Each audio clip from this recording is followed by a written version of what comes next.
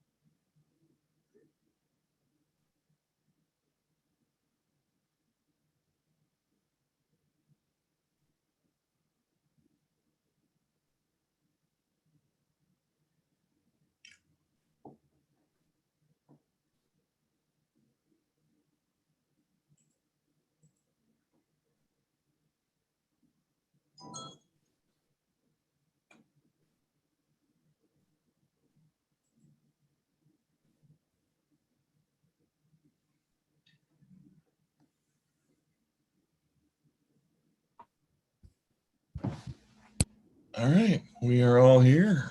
Shall we start? We are broadcasting. All right. Welcome everyone. I'd like to call to order our regular city council meeting for Tim's benefit. May the 4th be with you, 2021. Thank you, Keith. You're very welcome. Sorry for those watching live. Sorry for the delay. Our work sessions ran long. So I appreciate your patience. So we start. The meeting's been called to order for the 4th of May. Would everyone please join me in the Pledge of Allegiance? I pledge allegiance to the flag of the United States of America and to the republic for which it stands, one nation, under God, indivisible, with liberty and justice for all. Thank you, everyone. Sylvia, roll call. Mayor Mays. Here. Council President Rosner. Present. Councilor Browse is absent. Councilor Garland. I'm here. Councilor Young. Here. Councilor Griffin. Here. And Councilor Scott is also absent. Disneyland in Hawaii. Thank you, Sylvia. We have approval of the agenda, the revised agenda from this morning. I make a motion to approve the agenda as revised. Second. Discussion on the motion. All in favor of the motion to approve the agenda, say aye. Aye. Aye. Opposed? Motion carries. Thank you, Council. We have 4 items on our consent agenda this evening. Item A is approval of the April 20th, 2021 City Council meeting minutes. Item B is Resolution 2021-021, authorizing the city manager to purchase a 2022 Freightliner M2 with dump body for Sherwood broadband utility. Item C is Resolution 2021-022, authorizing an amendment to the existing 3J Consulting Inc. contract for the 2040 Comprehensive Plan update. Item D is Resolution 2021-023, adopting modification to loan period. Make a motion to approve consent. Second. Thank you, Kim and Tim. Discussion on the motion. All in favor of approving the consent agenda as presented, say aye. Aye. Aye. Opposed? Motion carries. Thank you, Council. Next on our agenda is citizen comments. Sylvia, I think you mentioned we have 1 citizen comment for tonight. That's correct. So Mayor and Council, the comments come from Jane Ellen Van Kuren, and it reads, Dear City of Sherwood, please open the Marjorie Stewart Community Center and the public library but please give the staff enough help and supplies to maintain community standards of health and safety. I realize you are following regulations at the county, state, and federal levels. However, I would like to ensure if I am inside either of these valuable and important facilities that people have proof of vaccination, are not showing symptoms, are following the Center of Disease Control, and are wearing masks. Maybe there should be a vaccine passport document that can be confirmed. People who are aware of my involvement in the Library Advisory Board have asked me why, if the restaurants are open and we sit inside them, then why can't we go inside the library? Why can't we go inside the senior center? I am aware of changing info, and by the time I finish writing this letter, there may be policy changes. I also work for the Center of the Arts as an on-call recreation assistant. Every department is to be congratulated and admired for keeping up with regulations. Thank you. Thank you also for publishing the Sherwood Archer April-May 2021 issue. Your efforts to communicate with us are deeply appreciated. I believe you when you say that you are available by phone, talk over coffee, or by email. Here is my citizen comment via email. Please answer my questions. And then Jane also provided her personal contact information, which I'll maintain for the record. Thank you, Sylvia. Maybe at the end of the meeting under staff announcements and council announcements, we'll touch upon a few of those things. Next on our agenda are we have three proclamations. It's a busy week with proclamations. Apologize, that's me. First, wanted to proclaim that National Police Week is going to be May 9th to 15th of 2021 and May 15th, 2021 as National Peace Officers Memorial Day. Congress and President of the United States have designated the week of May 9th through the 15th as National Police Week.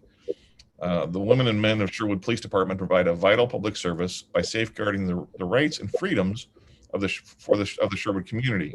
It is important that all citizens know and understand the duties, responsibilities, hazards, and sacrifices of their police department, and that members of our police department recognize their duty to serve the people by safeguarding life and property, protecting them against violence and disorder, and protecting the innocent against deception and the weak against oppression. The safety of our citizens is a foremost goal of local, state, and national governments. The ability to exercise the rights and freedoms as set forth by our forefathers depends upon law and order. Law enforcement is one of the few chosen professions that require the willingness to lay down one's life to protect others. The daily performance of the police officer's normal duty is dangerous, stress-filled, often underappreciated, and requires a person with a supportive family.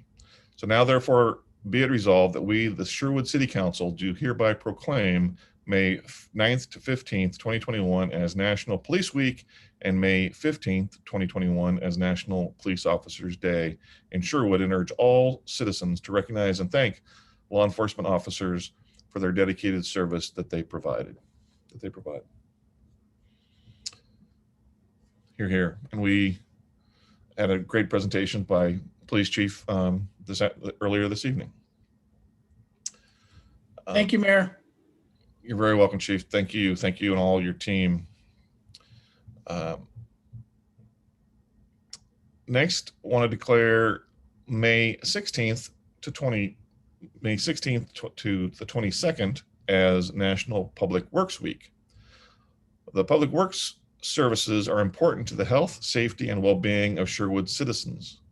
Those services can only be provided through dedicated public works professionals, including government and private sector employees who oversee water distribution, water treatment, sewer systems, equipment services, public properties, solid waste and recycling services, city streets, and park maintenance. These employees are the city's silent heroes who guarantee that these essential services are always working. Services that we just can take for granted. The support and understanding of an Informed citizenry is vital to the efficient operation of public works systems. In the year 2021 marks the 61st annual National Public Works Week, sponsored by the American Public Works Association. Now, therefore, be it resolved that we, the Sherwood City Council, do hereby proclaim May the 16th to the 22nd, 2021 as National Public Works Week in Sherwood, and urge all citizens to recognize and thank public works employees for their dedicated service they provide.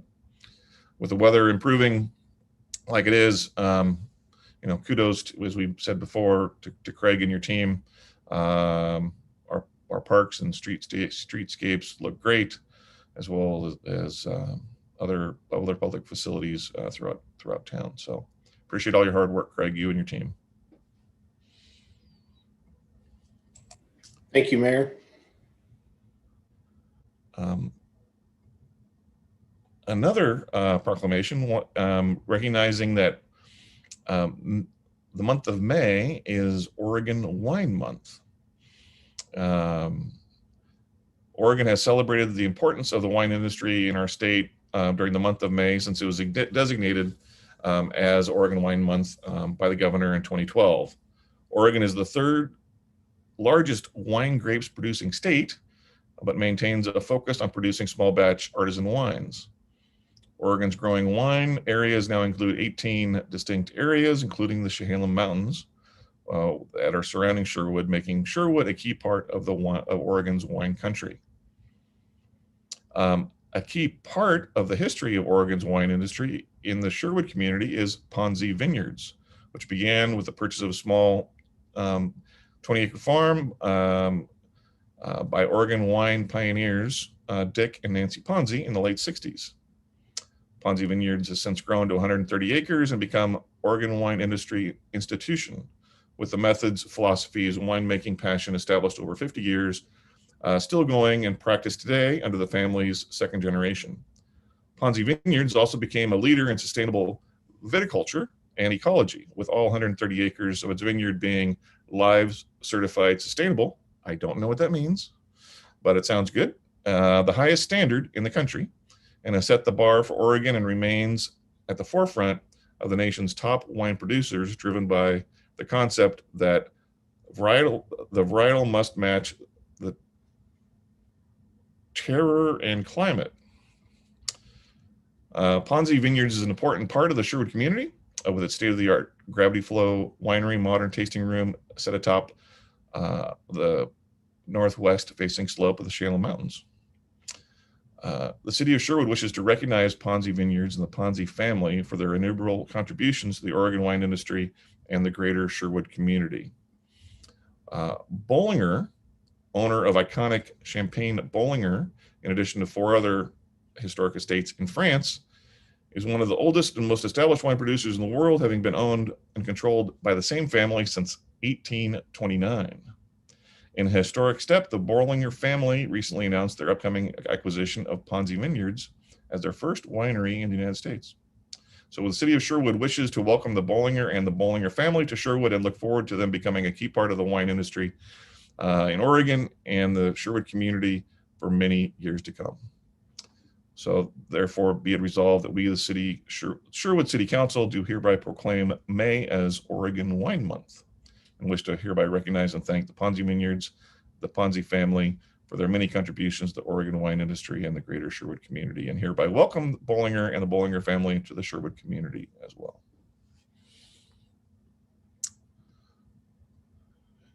As part of our tourism efforts, our wineries are an important part, and Ponzi was one of the first to do it. Well, we have lots of great wineries all around our community. Next, we have public hearings. We have 2 items on public hearings this evening. Sylvia, would you like to read? Absolutely. Awesome. The Sherwood City Council will hold public hearings this evening to hear testimony on ordinance 2021-003, approving annexation of 2.19 acres to the city of Sherwood and clean water services, comprised of one lot and adjacent Southwest Brookman Road right-of-way within the Brookman Edition Concept Plan area. This is the second hearing on this ordinance. And ordinance 2021-004, adopting the 2021 Parks and Recreation Master Plan as a sub-element of the City of Sherwood Comprehensive Plan, replacing all prior Parks and Recreation Master Plans. This is the first hearing on this ordinance. The public hearing this evening will be conducted as follows. The staff will present the staff report. Questions, if any, by the City Council or staff. We will then introduce the written testimony, and then the public hearing will be closed. No other testimony will be received. For ordinance 004, which is the second ordinance, the second hearing on that item is currently scheduled for May the 18th. For ordinance number 003, this is the second hearing before the City Council on this item. The decision may be made by the Council at the close of this hearing, or the matter may be continued to a time and date certain. If the matter is continued to a date certain, this is the only notice of that date you will receive. For ordinance 004, this is the first hearing before the City Council. Generally, the Council will hold 2 hearings prior to making a decision. A second hearing on this item again is scheduled for May the 18th. However, in accordance with the City Charter, Council reserves the right to make a decision at the close of this hearing by a unanimous vote of all City Council members. Thank you, Mayor. Thank you, Sylvia. Eric. Yes, good evening, Mayor Mays and City Council. Just get going here and share my screen. One sec. Well, there we go. All right, Eric Rutledge, Associate Planner with the City of Sherwood. Happy to be given the staff presentation tonight for Olivia Beach Annexation, LU 2021-003. As Sylvia mentioned, this is the second reading, so I'll be pretty brief here with this presentation. The applicant is seeking approval from the City of Sherwood to annex 2.19 acres of land to the City of Sherwood and Clean Water Services. The applicant is requesting the annexation utilizing the procedures outlined in SB 1573 or ORS 222.127. Under this method, the annexation does not require a vote by the electorate. However, the petition must be signed by all affected property owners and meet certain approval criteria. Went over those during the first hearing 2 weeks ago, and as described in the staff report and agency comments, staff finds the proposal meets the applicable annexation criteria. Just a quick reminder of where the site is located here in the Brookman Edition Concept Plan area, north of Brookman Road and just west of Oberst Road, in the, currently in Washington County. In terms of the zoning, the site is in the central sub area of the Brookman Edition Concept Plan, and upon annexation will be zoned medium density residential high. See the little red arrow pointing to that zoning district there.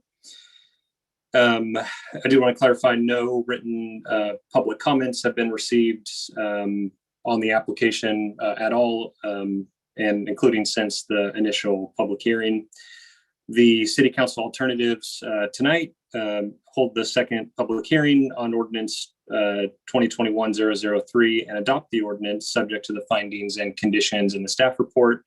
You can hold the second public hearing on the ordinance and not adopt the ordinance with revised findings supporting that decision, or hold the second ordinance, hold the second public hearing on the ordinance and continue the hearing to a date certain if additional information or time is needed. That concludes the staff presentation. Pretty brief. We do have the applicant's consultant here present as well, if you have any questions for staff or for the consultant. Awesome. Thanks, Eric. And Sylvia, we don't have any public testimony on this public hearing item, correct? That's correct. Thank you. Council, do you have any questions for the applicant?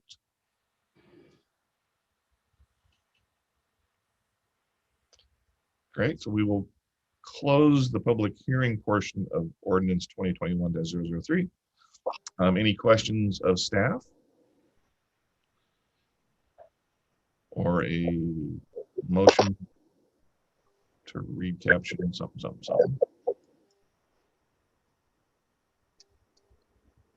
I'll make a motion to read, caption, and adopt ordinance 2021-003, approving annexation of 2.19 acres to the city of Sherwood and Clean Water Services, comprised of one lot and adjacent Southwest Brookman Road right-of-way within Brookman Addition Concept Plan area. Second. Thank you, Kim. Thank you, Russell. Sylvia? Ordinance 2021-003, approving annexation of 2.19 acres to the city of Sherwood and Clean Water Services, comprised of one lot and adjacent Southwest Brookman Road right-of-way within the Brookman Addition Concept Plan area.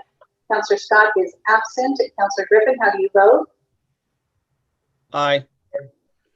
Councillor Browse is absent. Councillor Young, how do you vote? Aye. Councillor Garland? Aye.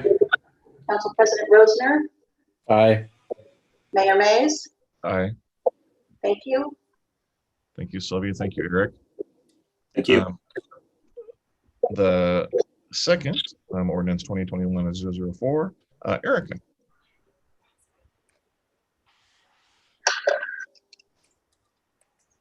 Good evening, Mayor and Council. So tonight we have the first public hearing to adopt an updated Parks and Recreation Master Plan. We have Lauren Schmidt from MIG, who has graciously walked the community through this process for the past year and a half, to give a short presentation on recent updates through the plan through the Planning Commission.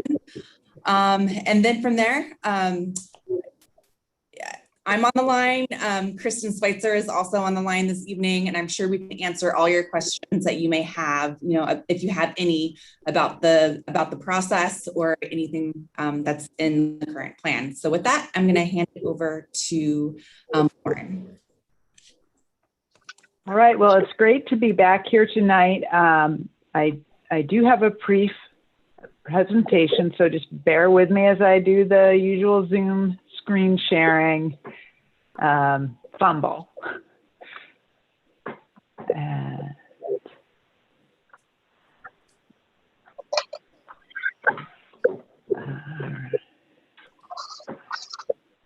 So when I was last here with you, it was at the very beginning of the year, at your first meeting of the year. And since then, as Erica mentioned, we've been twice to the Parks and Recreation Board and through the Planning Commission. And we are back to you today with a plan that has been recommended by both of those bodies with some refinements since we were last together. And so what I'm going to do tonight is just remind you of the process for the record very quickly, and then just point out the places that are a little different in the plan from when we last met. So as Erica mentioned, this process has been going on for about a year and a half.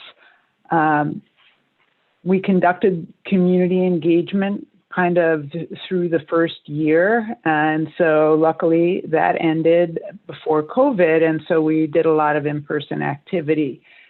We've been in the plan development and refinement stage since about this time last year, really dialing in the recommendations. And so that's been really nice to have that time to work on this together with all of you. Reminder back to that public engagement process. There were a variety of opportunities. It was a layered process that attracted very good participation and got a really good, strong basis for the priorities and directions in the plan. The review process, as we got to the draft document, towards the end of the summer, it went through the Parks and Rec Advisory Board, Planning Commission, through City Council several times, and then a whole series of review. So there's been a lot of hands on making this truly Sherwood's plan. So what came in your packet, it structurally looks very similar to what you've been reviewing. It's got a different date on the cover, but the refinements have really been about the projects, about getting the words just right. But the overall structure has stayed the same as what you've been seeing along the way. So it should look familiar. And it's all framed around 8 overarching strategies that came out of the public engagement and the analysis. And a key part of it is the project list that you've all been instrumental in refining and dialing in.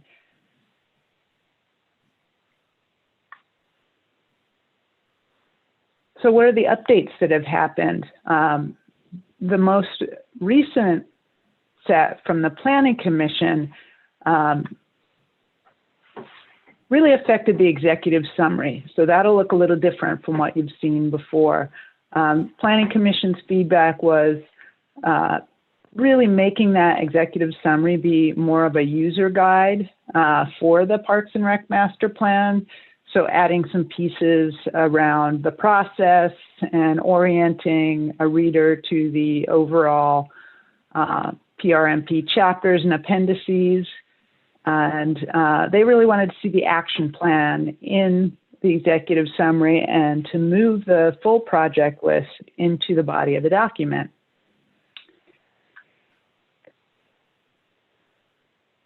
And so when you looked at the executive summary, you can see, kind of in the center spread of that, some of that new content.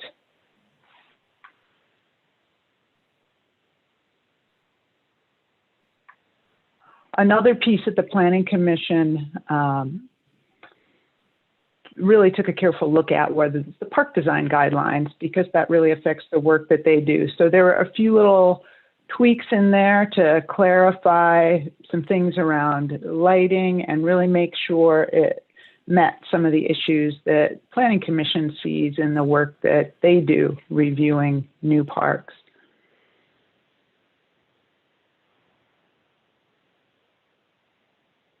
They also wanted to make sure we emphasized how the recommendations at the existing parks really connected to the assessments that were done earlier in the process. And so there's an edit on page 49 that makes that connection. The place where you would see a more visible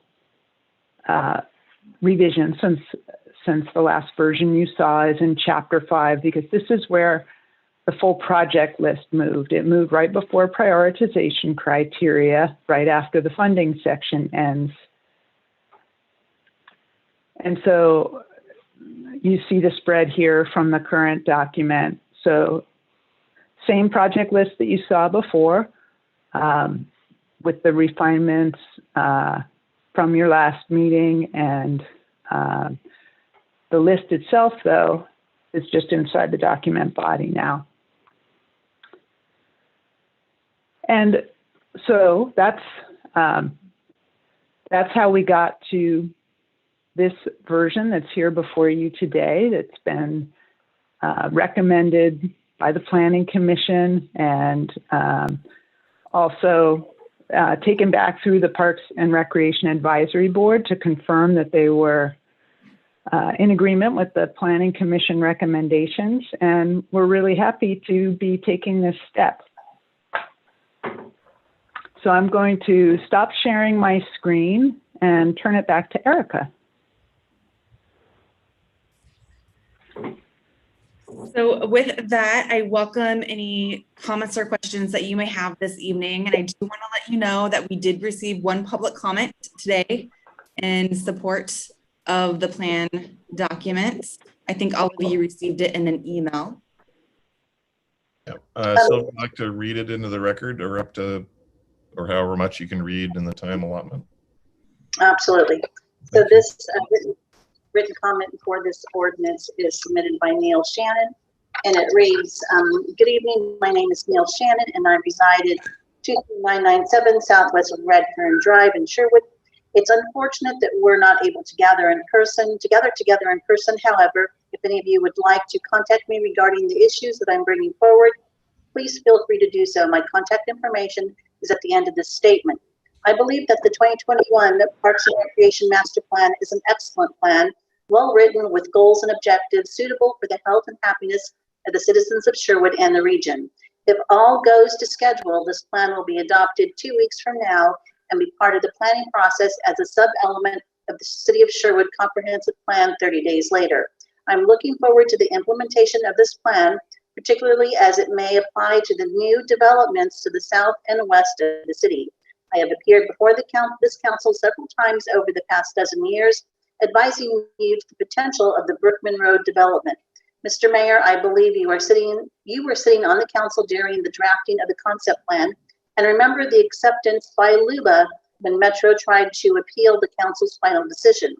Development has started in this area with several locations already in construction or approved for construction. I provided citizen comments last night at the Parks Board regarding the opportunities in the area directly south and east of Redfern Drive, and anticipate appearing before you as the pre-application process for plat approval for Cedar Creek Garden, PAC 2021-005, development proceeds.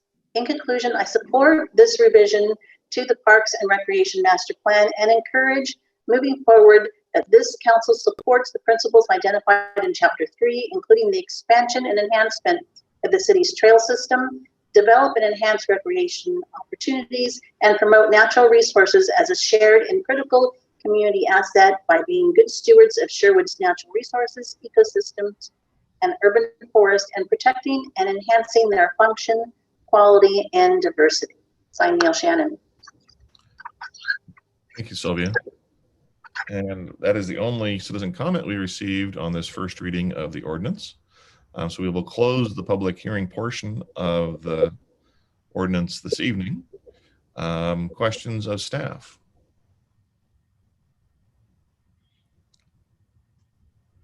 So one thing just to highlight, we don't know what we don't know. And with any master plan, like parks, we can't predict the future. And so there is inherently some built-in flexibility. So that's good, because you never know how opportunities close or arise in the future for making improvements, expanding our park network. So that's great. Other questions or comments or statements at this point? Certainly appreciate all the hard work by our parks and board parks advisory committee and our planning commission and staff. Not an easy task with any master plan. We're a bunch of crickets, so we will be back on the 18th. Is that correct, Erica? That is correct. So we'll be back on the 18th for the second reading of this and another opportunity for the community to weigh in on the proposed Parks and Rec Master Plan at that point. So, Lauren, thanks for all your good work, and we'll see you in a couple of weeks. And Erica, again, thank you as well. So we'll move on the agenda to City Manager report.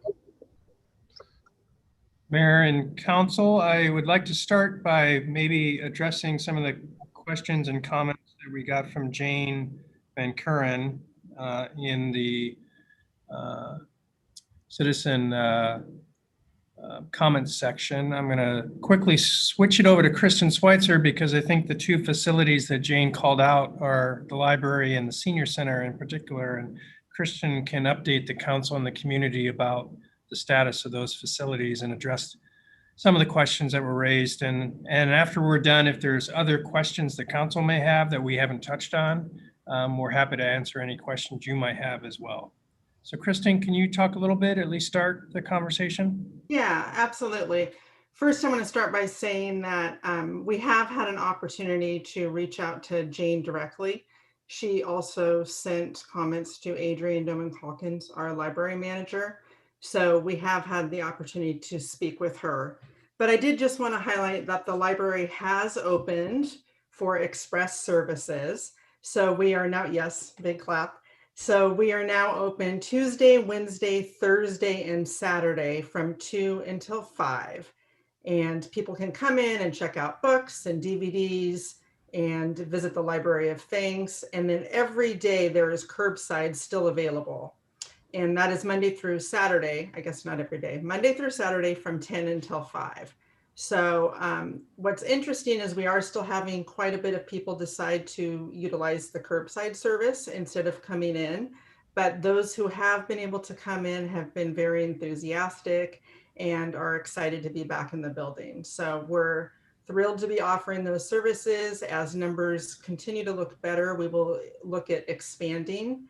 The other thing I want to point out is we do have adequate resources to make sure that we are offering everything in a safe manner. Our staff has plenty of sanitizer and masks and procedures and policies in place. So we are not in need of any resources, and that is not limiting our services whatsoever. So thank you for the support from Public Works for getting us set up and helping make it a safe environment.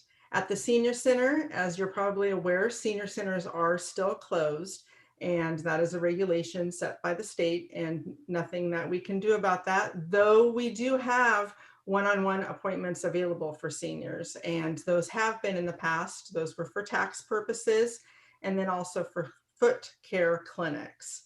And then, of course, as you all know, we are still offering lunch delivery daily, or people can come in and pick up lunch there as well. And I know last month we served over 1,000 meals. So a lot of people taking advantage of those programs. And once again, when we're able to safely open, we're looking forward to doing that as well. At the Art Center, we are offering programs, as Jane mentioned, and those are small youth classes. And we're following the youth guidance under that, which gives us a little bit more flexibility. And once again, we're implementing, as she said, all of the safety measures that are necessary to do that as safely as possible. As for the vaccinations, she mentioned if there was a way to require vaccinations or ask people to show that, and that I would really turn over to Josh as to if that's something that we can do. He could better answer that question than I could. But any questions about the facilities or what we're doing? Okay, thank you. Thank you, Kristen. The only other item before I open up to any other questions, Kristen and I have been working very closely over these last few weeks. She's taking on more and more as I prepare to exit the city manager role in a few weeks. So the budget is a big focus for the both of us, along with David. We're still kind of wrapping up some final things. I really hope to have everything wrapped up tomorrow so we can get it to the printer, and then it can be released next week to the budget committee and to the public. So a little bit of fine tuning and going back to departments and getting clarification on some items, but we want to make sure we get that correct before we release it. And then the first budget meeting is scheduled on May 20th at 6 p.m. So that's all I have for tonight, unless there's questions that you might have for myself or the members of the senior leadership team that are on the call. Next to last city council meeting, Sherwood City Council meeting as city manager, Joe. Yes. One more. One more. And then one budget committee, and then no more budget committee at the city. Questions? Joe, you want to share the news from the governor? Yes, we talked about this during our work session. So we were all, I think, expecting, because the media was reporting that we all thought that Washington County would be moving to extreme out of the high risk category today. And lo and behold, the announcement that came out of the governor's office late this afternoon was a very different scenario. Thankfully, at least that's my personal opinion, is we're staying in the high risk category. We're not going to extreme. So all of our restaurants and drinking establishments and the gyms and everything else that we're probably looking at closure again to indoor activities. Got a nice sigh of relief a little bit from the governor this afternoon, and all the counties that she moved to extreme last week are also being moved back to high.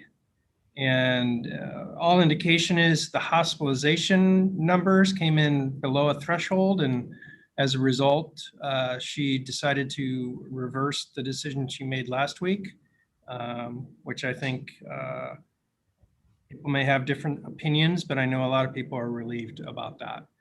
Oregon, as we're going in this fourth surge, we're going the opposite way that much of the rest of the country is going, which is a little frustrating a year plus into this to be going the opposite direction. But things seem to have stabilized.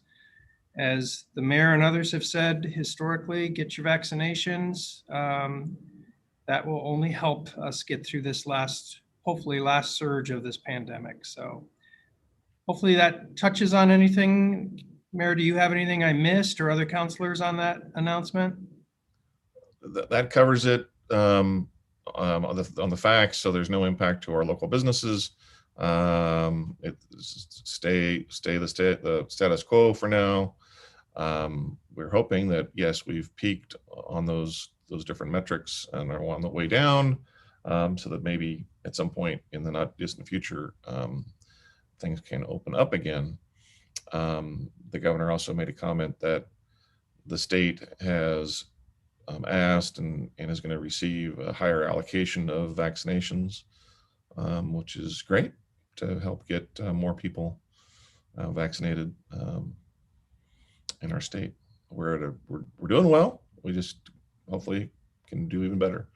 And there might be, it'll be interesting to see if the CDC or FDA, the federal agencies, approve Pfizer for even younger folks, the 12 to 15-year-olds. So it'll be always interesting. So any other announcements, Joe, or questions for Joe or his team? No, I do want to kind of go back to what the question Jane asked about. You know, we talked internally about how to open up our facilities, and we didn't want to do a yo-yo because, as we saw today, we expected one thing and something else happened. So we've been trying to slowly open up facilities so we don't get into a situation of having everyone come back to the library and then a week later shut everything back down. So we're easing into it and trying to do things to gradually reopen services to the public without doing that yo-yo back and forth. So other questions for myself or any of my team? Great. Thank you. Kristen, anything you want to add from your desk this past week, 2 weeks? I don't think so. Thank you. Awesome.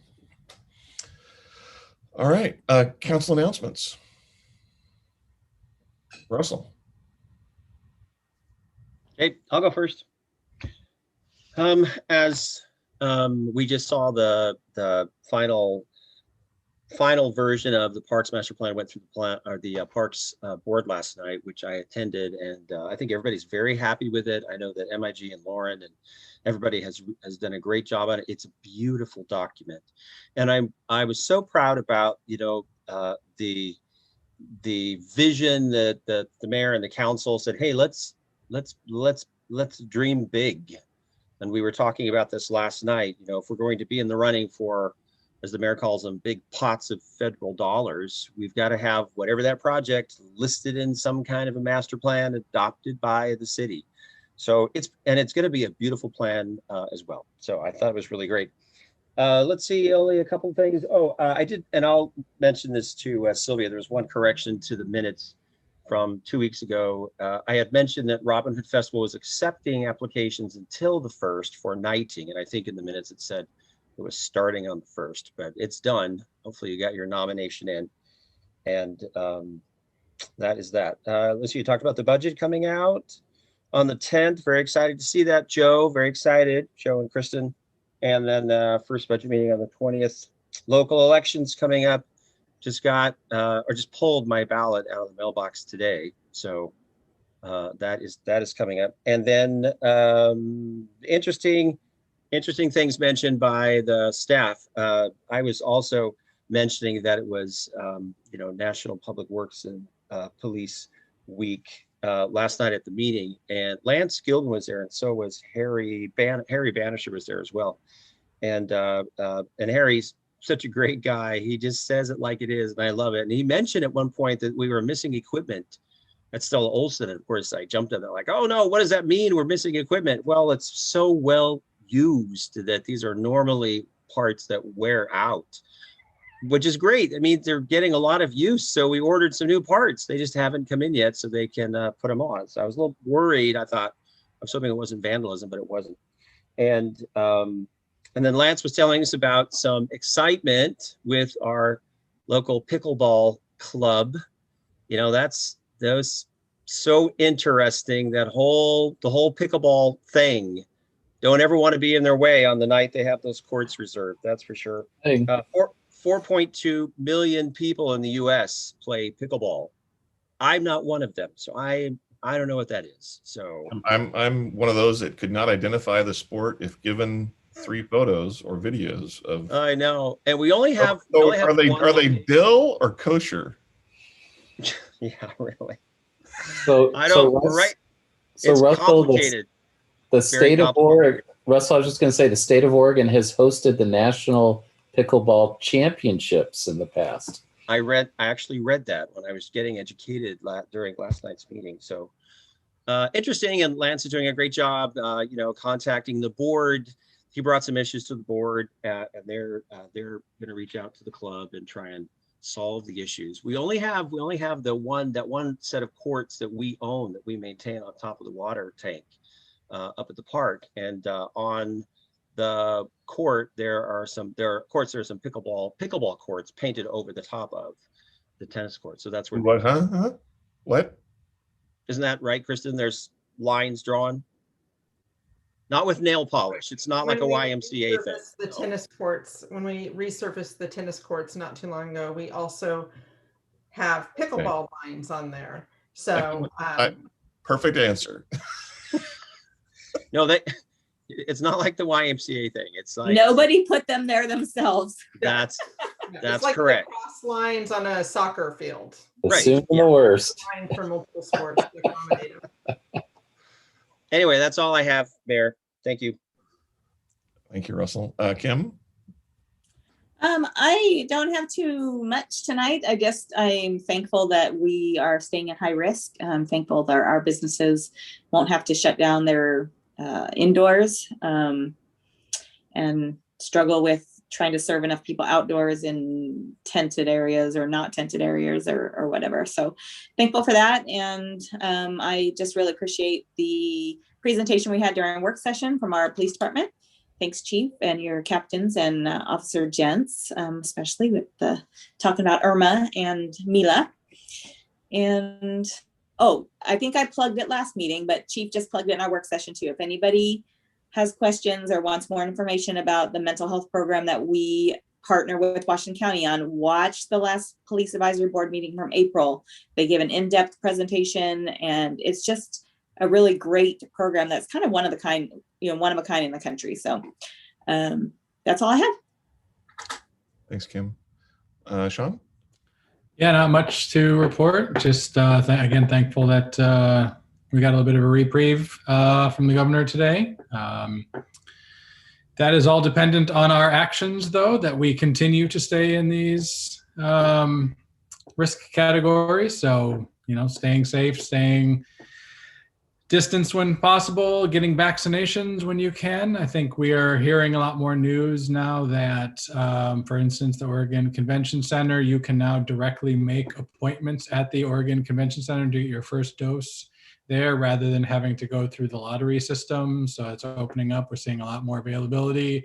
And unfortunately, the demand for vaccines seems to be waning a bit. So I would hope that those folks that are still hesitant to get their vaccines would consider getting vaccinated. The supply is there. Appointments are plentiful and easy to find, both locally and at some of our major vaccination sites. So please do get vaccinated so we can all move through this and have a great summer.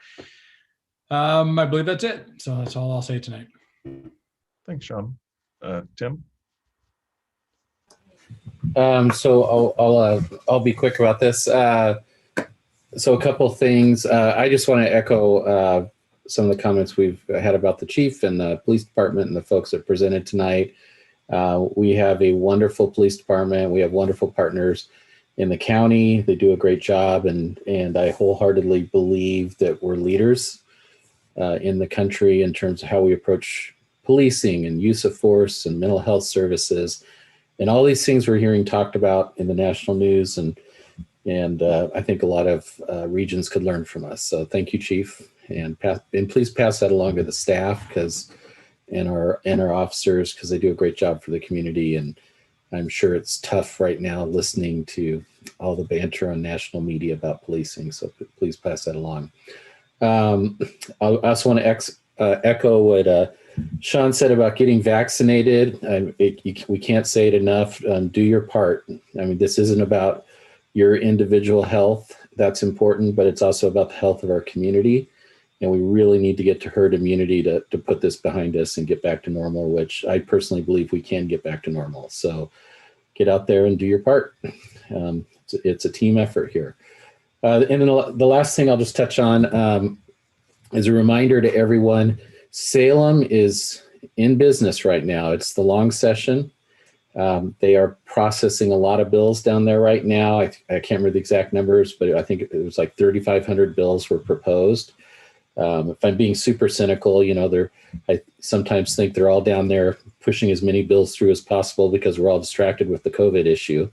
But I won't quite go that far. But I do think about it occasionally. But I did have the opportunity to testify today in front of the House Rules Committee on a prevailing wage law that's being proposed that could significantly increase our costs for capital projects and roads, bridges, in our case, infrastructure for the city of Sherwood, and potentially impact our STCs and our utility rates, et cetera. So we wanted to make sure that we were heard down there, and that our partners down in Salem understood the impacts of what they were considering. And we made some recommendations on some amendments they could do to that bill to make it work a little bit better. So we're watching that and participating in those types of things as we can, and looking out for Sherwood. So, and I will end it at that. Hey, Tim, did Yes. you also, with the concern of that bill that you testified on, did you also reach out to our state representative and chat with her and let her know of the amendments we were trying to? Absolutely. I talked to, in fact, Kim Thatcher's been in the loop, or Kim Thatcher. I did send that to Kim Thatcher, but Courtney Neron, you said House Rep, has been in the loop, and our lobbyist that we hired has been working with Courtney. I talked to her personally today after I testified, and she's going to talk to the chair and help us out along those lines. I think you reached out to Kim Thatcher on a different subject. So I did reach out to her on a different subject, but yes, because Kim's obviously in the Senate, and yeah, I'm getting my senators and House reps confused a little bit here, but yes, reached out to both today on different issues. Well, as a counselor, I appreciate you taking on that lift of doing the state lobbying, working with Tess down there and doing all the testifying you're doing. So yep. It's like going to a baseball game. You sit there for 2 hours for 3 minutes of excitement. Yeah. Thanks, Tim. Yeah, my turn Friday, so I'm looking forward to that. Sit and watch the paint dry to testify on Friday for our pedestrian bridge, but that'll be important. Hopefully we'll get renewed money for that. Well, during these COVID days and all that, it's great that we as a city have active, engaged members of council and staff to help lobby in Salem and DC, and that we have a firm that we actually work with as well. It's going to be money. It's money well spent to advocate for our community. Certainly been doing a lot of that. I was happy to hear the news of the governor's metrics and the governor's announcement on for businesses. I occasionally get emails asking us to put out big, bold statements and try to make a lot of noise like some other communities do.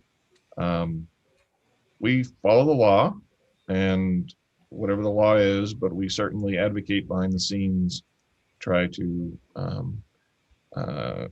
share ideas and thoughts and point to facts to make sure we're following science, following the numbers. And I think today was an example of that with the governor's announcement. So we're not always big, bold, splashy, trying to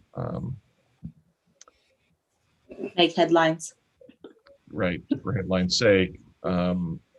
We have the benefit of having the ear of people on the governor's staff as a city for a variety of reasons. And so if we can do that, we will continue to do so through these crazy days. Hey, can I just add, a thank you to the mayor and staff. And there's a lot of us that have been quiet. I don't want to say quietly, because sometimes we're not very quiet about it, but we have been lobbying pretty hard the state. And I do think we've had an impact. I think it's one of the reasons we were able to get our skating rink open sooner than later. And some of the other guidance changes that have come through the pipe, I think have been in part a direct result of a lot of the behind the scenes work that staff and some of us on council have been doing. Yep, here.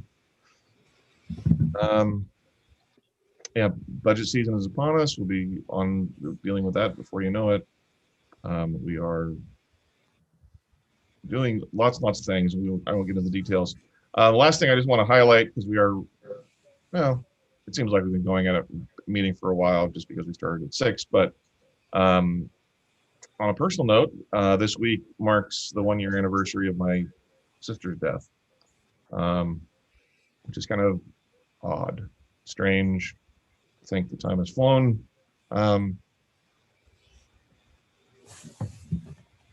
But the exciting news is, for the first time, a bunch of my family will be getting together. Because you're vaccinated. Because we're vaccinated. Some of my family will not be joining us because they are still stubborn and have not gotten vaccinated. But we're going to have a good group coming into town, and I'm looking forward to that this weekend. So with that, we do not have an executive session or any more work session after tonight. Unless somebody has anything for the good of the order, we'll call it. Anything else worth? Awesome.